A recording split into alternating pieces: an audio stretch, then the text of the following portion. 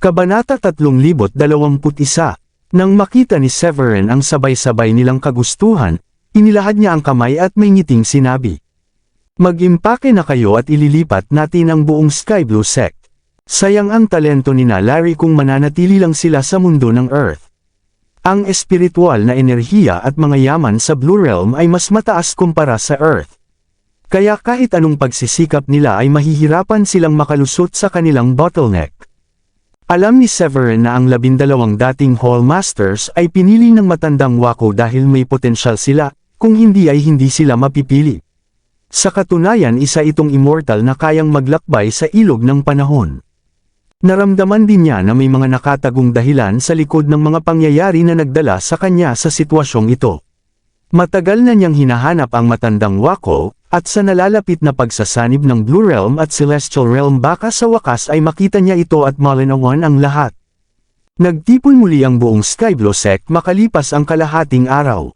Ginamit muna ni Severin ang Heavenly Heart Imprint upang hanapin ang eksaktong lokasyon ng Blue Realm at saka ginamit ang kapangyarihan ng kanyang True Immortal Cultivation upang punatan ang puwang.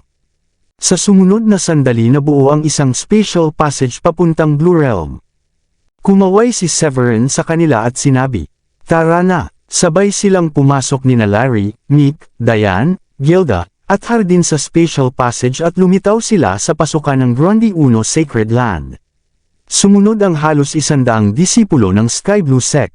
Namangha si Mick sa napakalakas na espiritual na enerhiya sa Blue Realm, pati na rin sa mga halamang espiritual at mga liwanag na tila kometa sa kalangitan. Ngumiti si Severin nang makita ang kanilang pagkamangha at dinala sila sa main hall.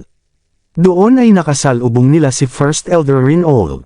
Ipinaliwanag ni Severin ang sitwasyon ng Sky Blue Sect at masayang tinanggap sila ni Rinald dahil nakita niya ang kanilang potensyal.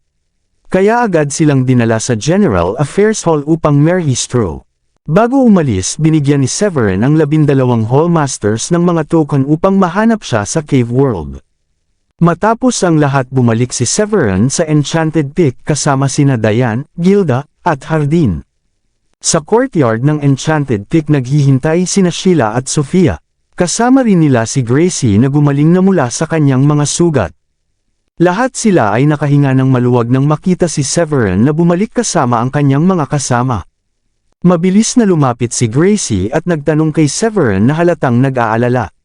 "Kumusta sina Larry at ang iba pa?" Tiniyak ni Severin ng mahinahon na ayos lang sila. "Nailipat ko na ang Sky Blue Sect sa Grundy Uno Sacred Land." Bumantong hininga si Gracie nang malaman niya ang sitwasyon.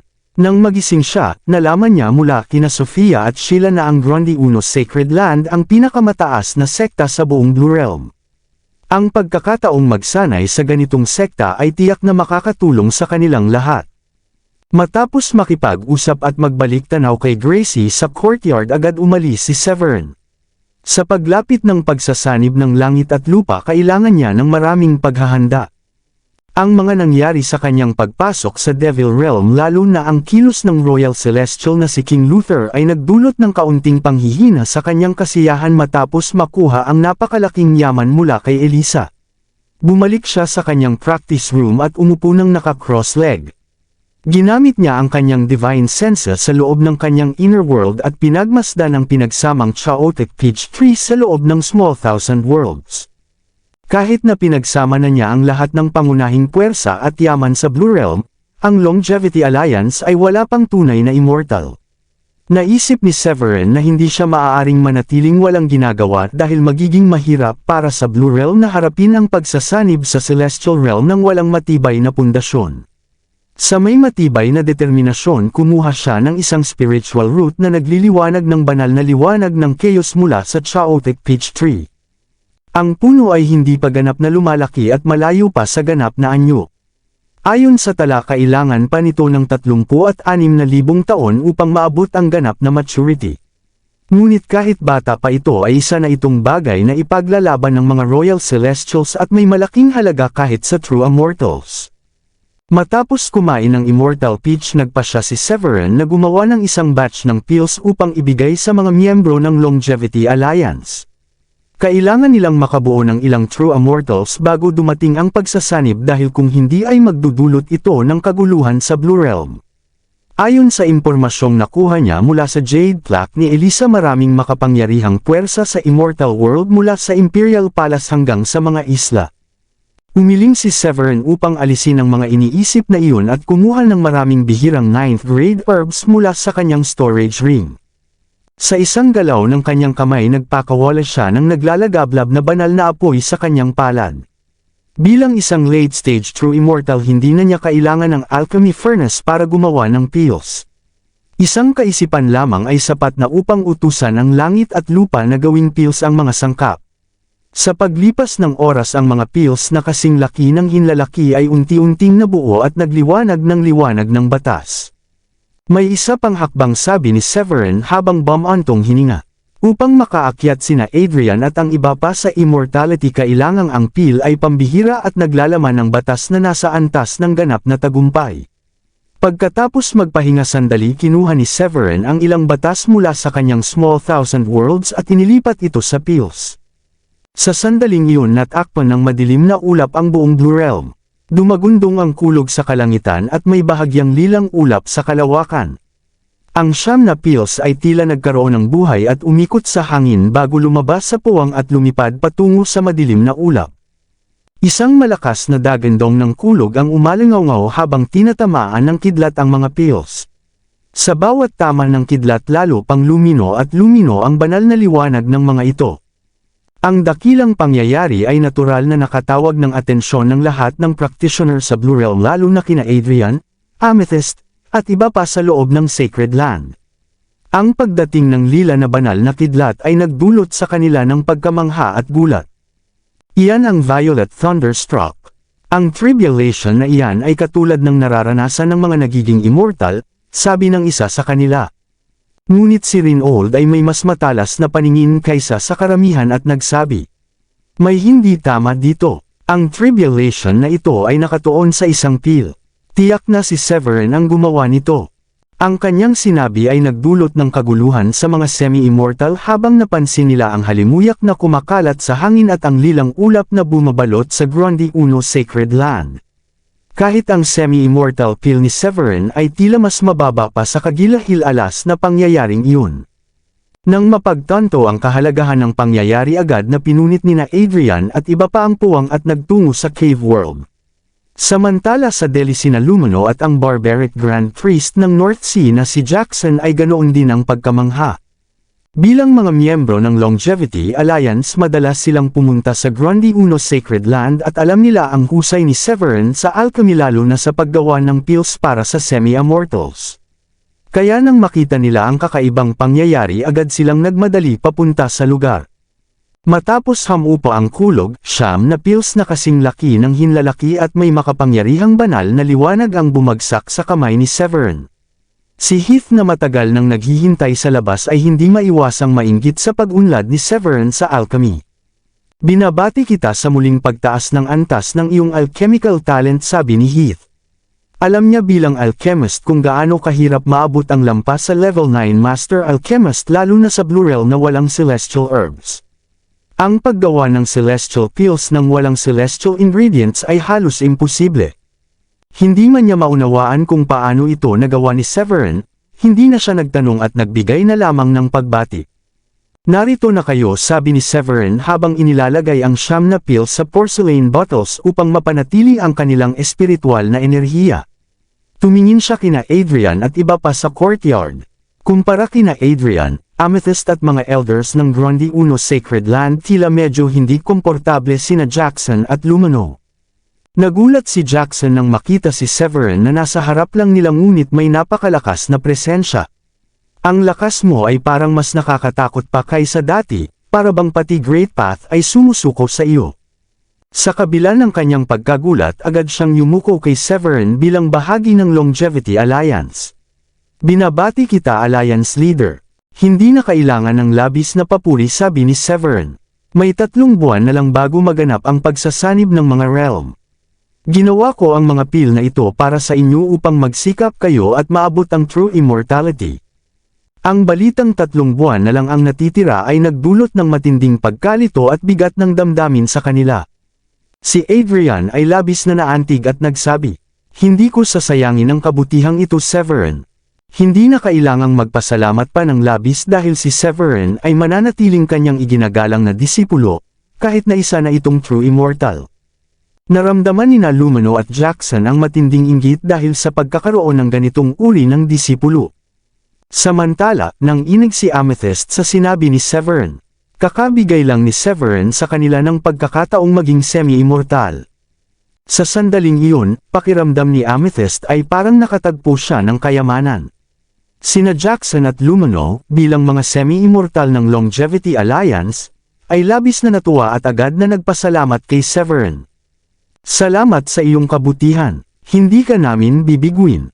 Tumango si Severin at piniling huwag na magsalita pa upang hindi sila madagdagan ng pressure. Kapag nainom na ninyo ang inyong pill, maaari na ninyo itong ubusin at ihanda ang inyong sarili para sa pagsubok tungo sa pagiging immortal. Matapos ihatid sina Amethyst at ang iba pa, nagpahinga si Severin sa bakuran sa loob ng 2 araw. Sa panahong ito, ginugol niya ang karamihan ng oras kasama ang kanyang mga asawa at pinatatag ang kanilang relasyon.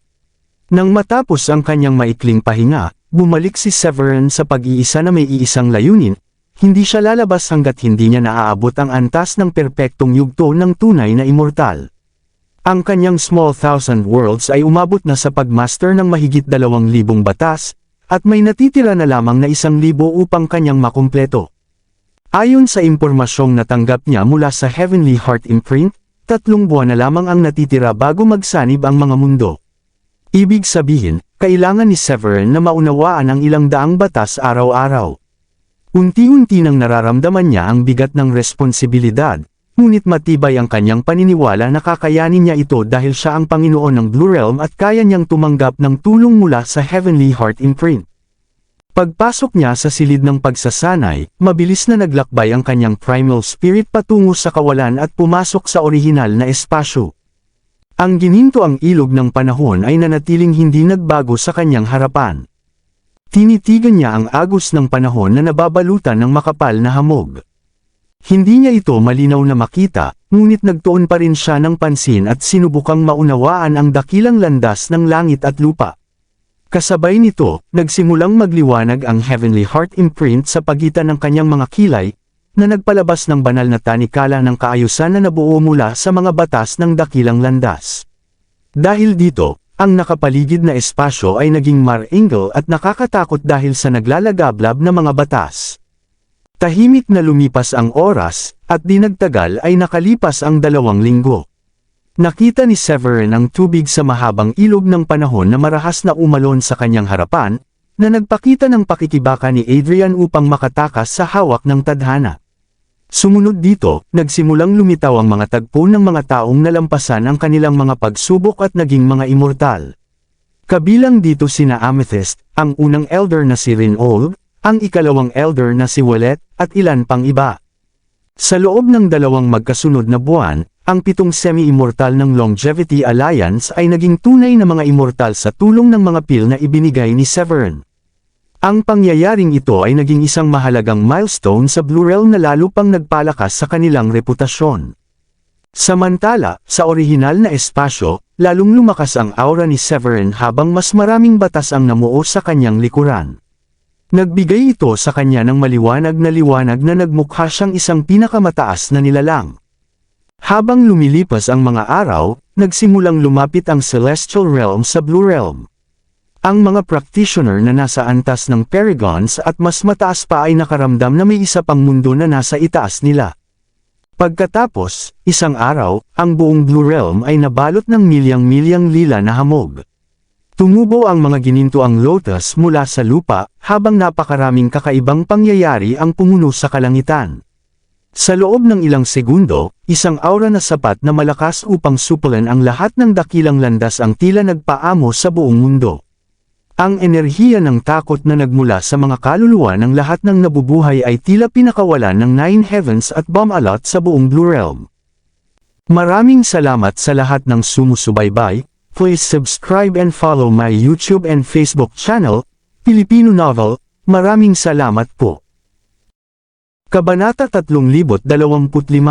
Sa kailaliman ng Gronde Uno sect, katatapos lamang nina Amethyst at Adrian na makamit ang kanilang breakthrough tungo sa tunay na immortalidad at nakaupo sila sa pangunahing bulwagan habang umiinom ng spiritual tea. Masaya silang nag-uusap kasama ang ilan pa nang biglang sumiklab mula sa kalangitan ng isang napakatinding aura at bumalot sa kanila. Naramdaman ng lahat na nanginginig ang kanilang mga kaluluwa, at tila may kusang pagnanais na lumuhod sa harap ng kataas-taasang presensyang iyon. Para bang humaharap sila sa isang pinakamataas na nilalang na may kapangyarihang mamuno sa langit at lupa. Si Severin ba ay muling nagkaroon ng breakthrough, sabi ni Amethyst habang nanlalaki ang kanyang mga mata. Isang hindi maipaliwanag na lamig ang tila bumalot sa kanya kahit nakakakamit pa lamang niya ng tunay na immortalidad. Kahit ang kapangyarihan ng mga batas na nakapaligid sa kanya ay hindi sapat upang labanan ang napakalaking pressure. Para bang may panganib na nakatago sa kanyang likuran, at maging ang kanyang puso ay nagsimulang manginig.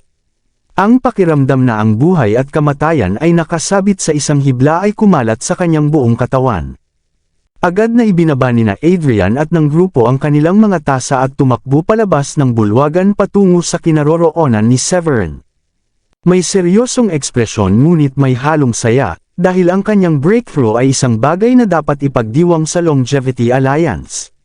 Si Severin ang kanilang pinuno, at ang kanilang pag-asa sa mga pil para sa immortalidad ang nagbuklod sa kanila sa ilalim ng kanyang pamumuno.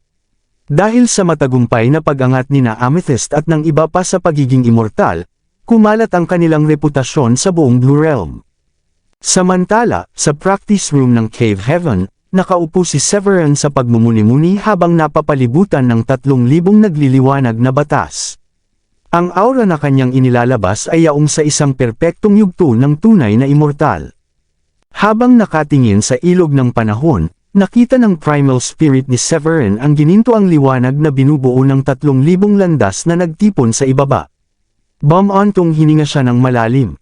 Sa wakas ay naabot ko na ang perpektong yugto ng tunay na immortalidad, at ang lahat ng 3,000 landas ay natutunan ko na kahit sa maliit na tagumpay. Ang susunod na hakbang ay lampasan ang panahon, tipunin ang aking nakaraan, kasalukuyan, at hinaharap na sarili, at maging isang Royal Celestial. Sa nakalipas na 3 buwan ng masusing pagsasanay, nakamit ni Severin ang napakalaking progreso at nakakuha ng 8 o 9 na pag-unawa araw-araw. Dumating na ang panahon upang tuparin niya ang kanyang inaasahan. Isang alon ng kapangyarihan ng damaloy sa kanyang katawan habang kinuyam niya ang kanyang mga kamao, at ngumiti siya nang maramdaman na ang lawak ng kanyang small 1,000 worlds ay umabot na sa hangganan nito. Tiwala siya na 10 galaw lamang ang kailangan niya upang talunin si Elisa, at hindi niya kailangang ilabas ang lahat ng kanyang mga alas, ang Loren Divine Blade pa lamang ay higit na sapat na. Bukod dito, naramdaman niyang kaya na niyang salagin ang isang atake mula kay King Luther sa halip na tumakas tulad ng ginawa niya noon. Sa kanyang tunay na immortalidad at perpektong pagmaster ng landas ng espasyo at oras, ang susunod na layunin ni Severin ay umangat sa antas ng Royal Celestial. Lahat ng iba pang batas ay napag-aralan na rin, at ang susunod na hakbang ay ang paghahanda para sa breakthrough tungo sa Royal Celestial. Nanatiling limitado ang kaalaman ni Severin tungkol sa kung ano ang kinakailangan upang maging isang Royal Celestial. Bagamat nasilayan niya ang kagustuhan ng langit 2,000,000 taon na ang nakalipas sa kanyang huling paglalakbay sa ilog ng panahon, napagtanto niya na ang pagtitipon ng kanyang 3 anyo ay isang hamon na higit pa sa simpleng pag-unawa sa mga batas ng dakilang landas. Habang iniisip niya iyon, pinigilan niya ang kanyang aura at inactivate ang Heavenly Heart Imprint. Lumawak ang kanyang banal na pandama at nasilip niya ang mas malinaw na mundong nasa kabila ng harang. Nararamdaman ni Severin na ang Celestial World sa kabila ng magulong dagat ay papalapit ng papalapit bawat araw. Nangamba siya na ang banggaan ng dalawang mundo ay magsisimula na sa loob lamang ng ilang araw, at ito ang magiging hudyat ng muling pagsilang ng Blue Celestial Realm at ang pagbabalik ng enerhiyang espiritual at mga batas ng mundo sa 2 katlo ng kanilang dating lakas. Sa tulong ng Heavenly Heart Imprint upang protektahan ang kanyang kamalayan laban sa magulong enerhiya, sa wakas ay nagawa ni Severin na maabot ang gilid ng Celestial World. Bigla na lamang, isang nakakatakot na aura ang sumabog mula sa Celestial World, na parang isang kataas-taasang Diyos na naglalakbay sa walang hanggang ilog ng panahon. Agad na nawasak ang kamalayan ni Severin bago pa siya makapag-react. Sa loob ng orihinal na espasyo, biglang dumilat si Severin habang marahas na lumiit ang kanyang mga mata. Mahinang sambit niya na may kabigatan. Iyon ba ay isang Royal Celestial, o may iba pa iyon? Ang kamalayan ni Severin ay pinrotektahan ng Heavenly Heart Imprints, ngunit natukoy pa rin siya bago pa man siya makapasok sa Celestial Realm upang magsagawa ng pagmamanman.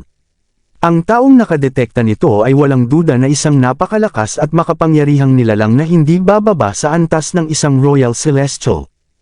Ang simpleng pag-iisip pa lamang nito ay nagdulot ng pait sa kalooban ni Severin. Ang lakas ng Celestial Realm ay tila napakalaki at mahirap pantayan. Isa siyang tunay na immortal na may basbas ng Heavenly Heart Imprints, may access sa buong yaman ng Blue Realm, at may iba't ibang alas na magagamit. Sapat ang kanyang lakas upang hamunin kahit ang mga quasi-celestial. Ngunit ang lakas ng isang Royal Celestial ay talagang ibang klase. Ang mga ganitong nilalang ang nagbabantay sa ilog ng panahon at sumisilip sa kapalaran ng lahat ng nilalang. Ang mga quasi-Royal Celestial ay tila napakaliit kumpara sa kanilang kapangyarihan, lalo na ang mga perpektong yugto ng tunay na immortal. Umiling siya at bumulong sa sarili. Kailangan kong maging flexible sa pag-angkop ng tamang aksyon sa bawat sitwasyon. Lingid sa kanyang kaalaman, ang kanyang ginawa ay nakaagaw ng pansin ng isang Royal Celestial sa loob ng isang palasyong nasa kalangitan ng Celestial Realm. Isang payak na matandang may uban na nakasuot ng asul na kasuotan ang biglang nagmulat ng kanyang mga mata. Ang mundo sa paligid niya ay tila lumiwanag sa sandaling binuksan niya ang kanyang mga mata. Ang kanyang tingin ay parang sumisikat na araw, at maging ang espasyo sa paligid ay tila nagdiwang sa kanyang paggising. Isang malawak na universo ang tila nabuksan sa loob ng kanyang mga mata. Kapansin-pansin ang ikatlong mata sa pagitan ng kanyang mga kilay. Naglalabas ito ng makinang na banal na liwanag na sumisiyasat sa mga bituin sa itaas at sa mga lupain ng Celestial Realm sa ibaba. Tila sinisilip nito ang ilog ng panahon. Tinatahak ang gininto ang alon nito at binubunyag ang mga lihim ng langit. Itinuon niya ang kanyang paningin sa kalangitan sa itaas ng harang sa labas ng Celestial Realm. Nang maramdaman ang bakas ng isang nawasak na banal na kamalayan, nagkaroon ng interes ang kanyang marangal na mukha. Oh, mukhang hindi ito nagmula sa Devil Realm. Isang kawili-wiling nilalang ito, sabi ng matanda sa mahinang tinig. Ang kanyang ikatlong mata ay tila tumagos sa walang hangganang magulong enerhiya hanggang sa tuluyang marating nito ang Blue Realm. Ang taong iyon ay walang iba kundi si Lawrence, isang Royal Celestial at pinuno ng Novdivam Palace sa Celestial Realm. Kasama niyang namamahala si Bolka at minsan siyang pinagkakatiwalaan ni Celestial Sovereign Armand. Saglit na tumuon ang kanyang paningin sa Blue Realm sa kabila ng harang bago siya tumingin palayo. Malapit nang magsanib ang mga mundo, at muling isisilang ang Blue Celestial Realm. Isa itong pagkakataon at kasabay nito ay isang krisis. Kapag hindi ito naasikaso ng maayos, ang mga nilalang mula sa labas ng Border Sea ay maaaring makapasok. Maaaring dumating ang madilim na panahon. Pagkatapos noon, bigla na lamang naglaho si Lawrence at nagtungo diretso sa Border Sea upang tulungan ang iba pang Royal Celestial sa pagpapanatili ng kaayusan at pagpigil sa mga posibleng banta. Ang ganito kalaking pangyayari ay tiyak na magdudulot ng kasiyahan sa ilan at kalungkutan sa iba. Sa nalalapit na pagsasanib ng mga mundo, kumalat ang pananibik sa parehong Celestial Realm at Blue Realm. Ang Celestial Realm ay nahahati sa 8 domain, ang Central Domain, ang 4 na domain ng Hilaga, Timog, Silangan, at Kanluran, at ang 3 isla na Benleg, Squardesh, at Ilju. Sa pagdagdag ng Blue Realm at ng Devil Realm, muling mababawi ng Celestial Realm ang dating kaluwalhatian nito. Nariyan din ang mga henyo sa True Dragon Board, ang mga immortal ng sinaunang panahon, at ang 8 quasi-Royal Celestial sa iba't ibang domain. Lahat sila ay sabik sa araw ng nalalapit na pagsasanib. Ako si Robin, at magiging quasi-Royal Celestial ako kapag natapos ang pagsasanib. Ang ating dominasyon sa ginintuang panahong ito ay tiyak sa muling paglitaw ng Blue Celestial Realm. Maaaring masaksihan natin ang pagsilang ng isang Celestial Regent. Pagkalipas ng ilang araw, naglaho ang mga harang ng 2 mundo at marahas na yumanig ang buong kaharian.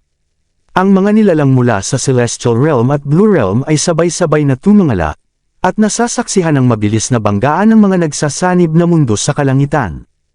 Sa labas ng pangunahing bulwagan ng Longevity Alliance, si Severin at ang kanyang pamilya ay masusing nakamasid sa mga pangyayaring nagaganap sa itaas nila.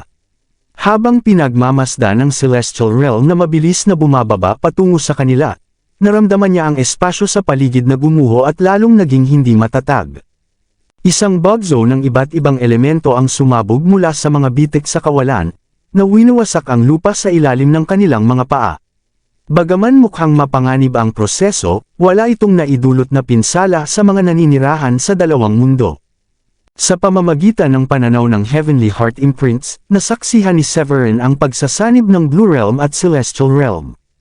Ang pangyayaring ito ay tumagal ng ilang araw, na sinabayan ng iba't ibang kakaibang phenomena na unti-unting naglaho.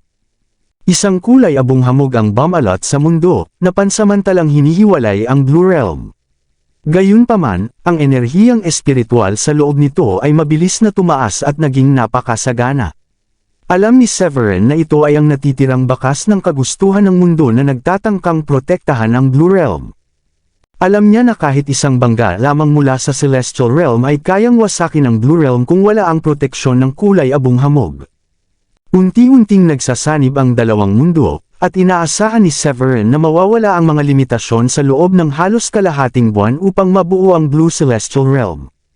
Ito ay magiging isang bagong mundo na puno ng napakaraming oportunidad.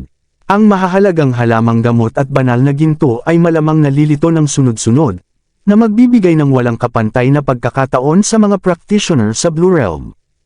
Paglingon niya kina Adrian at sa iba pa sa likuran niya, nagpaalala si Severin. Maghanda kayo para sa mga bagong espiritual na nilalang nalilito kapag naglaho na ang kulay abong-hamog. Tumango si Amethyst ng seryoso bilang pagsang-ayon at nagsabi, "Matagal na kaming naghahanda para dito."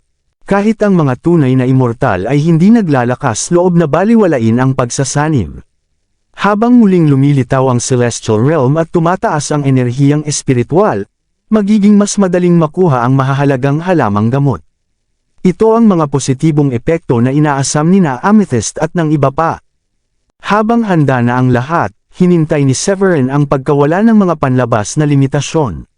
Tatagal pa ito ng ilang araw, at mapapansin sa unti-unting paghina ng enerhiyang espiritual. Habang humihina ang kulay abong-hamog, magagawa na ng kanyang banal na pandama na masilip ang mundo sa labas.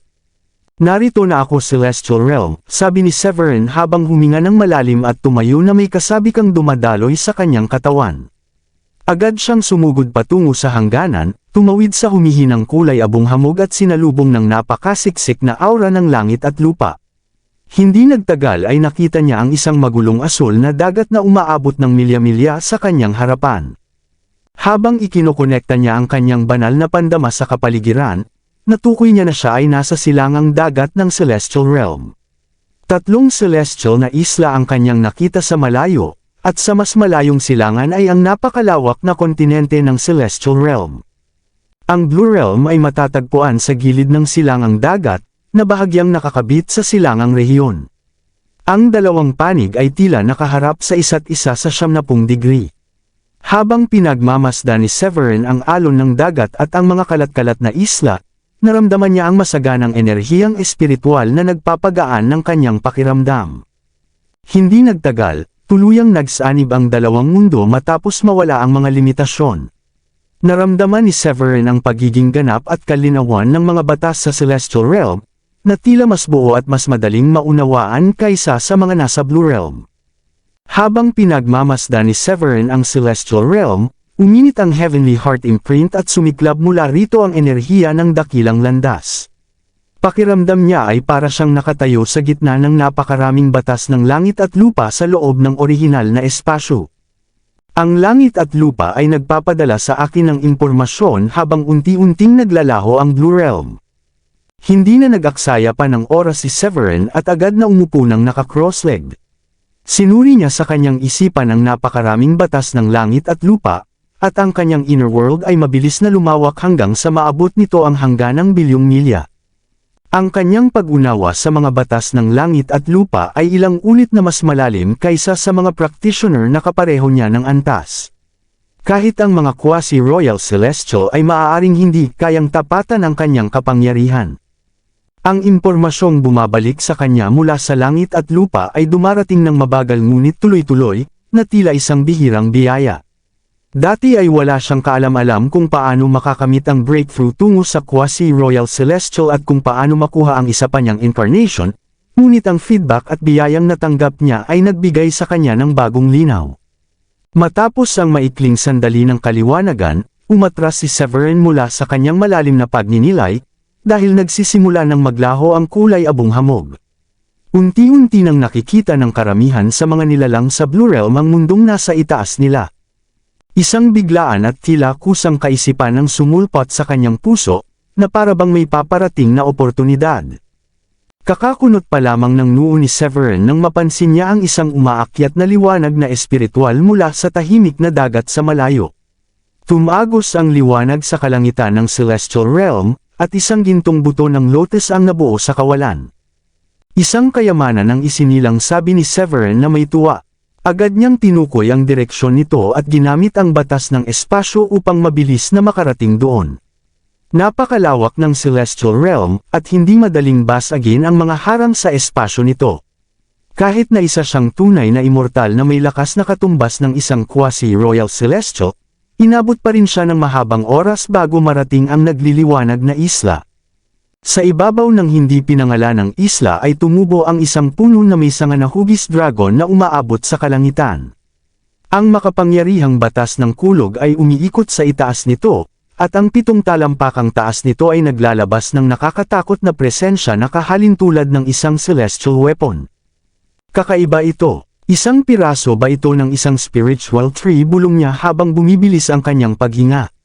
Mula nang masaksihan niya ang pambihirang kapangyarihan ng Citerne Peach Tree, mas lalo niyang pinahalagahan ang mga spiritual roots. Noong nakaraan, ang Blue Celestial Realm ay may 10 primordial spiritual roots. Ang bawat isa ay isang napakahalagang kayamanan na kahit ang mga Royal Celestial ay ninanais na makuha. Sa mga ito, ang 4 Elements Divine Tree ang pinakanangunguna. Ang Citerne Peach Tree sa kanyang inner world ay nangangailangan ng 36,000 taon bago makapamunga. Ang mga mortal ay maaaring mabuhay ng libo-libong taon sa simpleng paglanghap nito, habang ang mga practitioner ay maaaring lumakas ng higit pa sa mga pinakamataas na immortal sa isang kagat lamang. Itinuon ni Severin ang kanyang paningin sa sanga na hugis dragon at agad niyang naramdaman ang isang pangalan na sumulpot sa kanyang isipan. Nanlaki ang kanyang mga mata at napabulalas siya. Ang 4 Elements Divine Tree. Ayon sa mga tala tungkol sa spiritual roots na nasa Jade Plaques ni Elisa, ang 4 Elements Divine Tree ay isang banal na kayamanan mula sa sinaunang panahon na nagmula sa enerhiya ng bukas na kalangitan. Ang puno nito ay nahahati sa 4 na sanga, at bawat sanga ay may 4 na kulay ng banal na liwanag, ang berde, puti, pula, at itim. Ang buong katawan nito ay may magkakahalong kulay na iyon, na tumutugma sa anyong dragon na berde, tigre na puti, ibon na pula, at pagong na itim.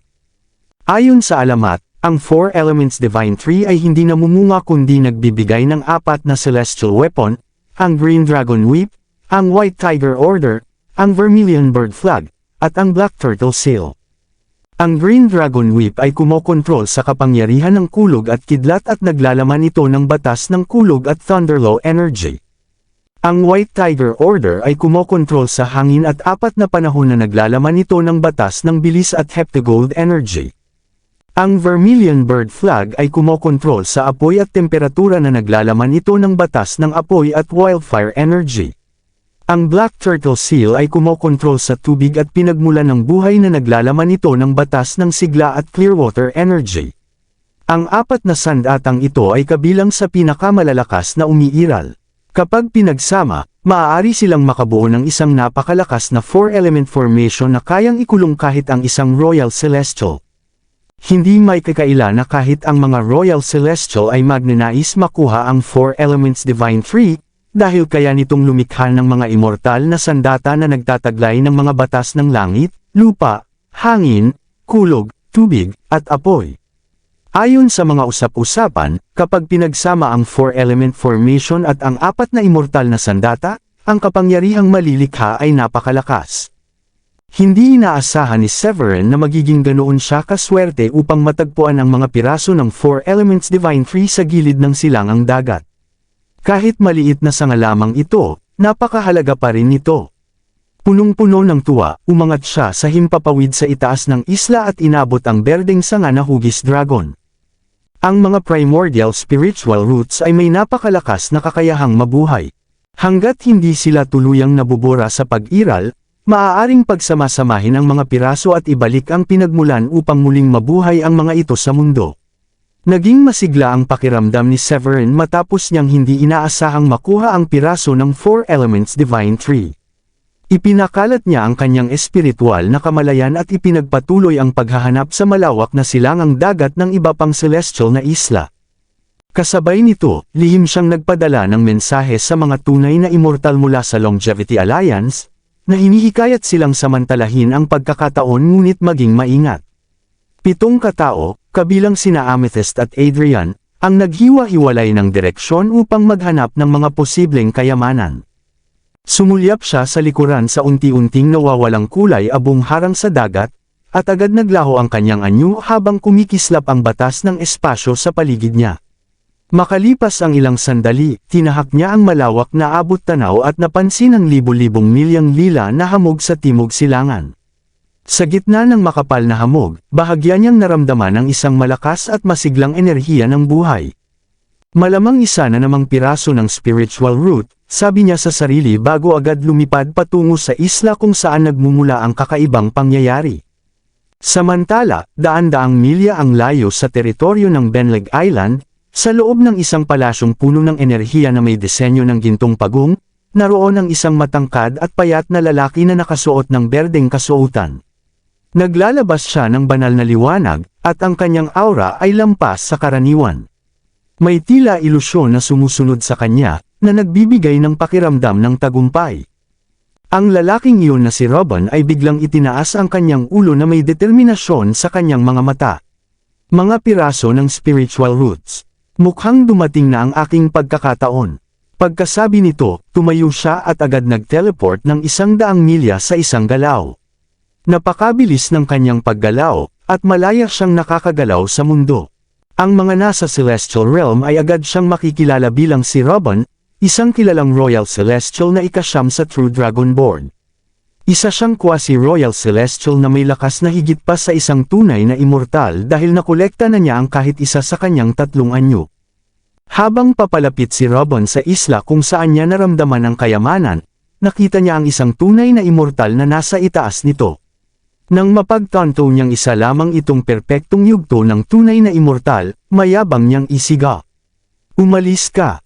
Sa ibabaw ng hindi pinangalanang isla, kakahanda pa lamang ni Severin na kunin ang piraso ng bigla niyang napansin ang isang mukhang pambabaeng binata na lumitaw mula sa kawalan. Ang aura ng binata ay biglang sumiklab at lampas pa sa isang tunay na immortal. Agad na naging alerto si Severin. Isa siyang quasi-royal celestial, agad na naisip ni Severin. Ang mga Royal Celestial ay mga makapangyarihang nilalang na lubos na nakaunawa sa dakilang landas na kaya nilang supulan ang langit at lupa at pasukuhan ang lahat ng bagay. Kahit pilitin nilang itago ang kanilang aura, halos imposible para sa kanila na tuluyang kontrolin ang kanilang kapangyarihan.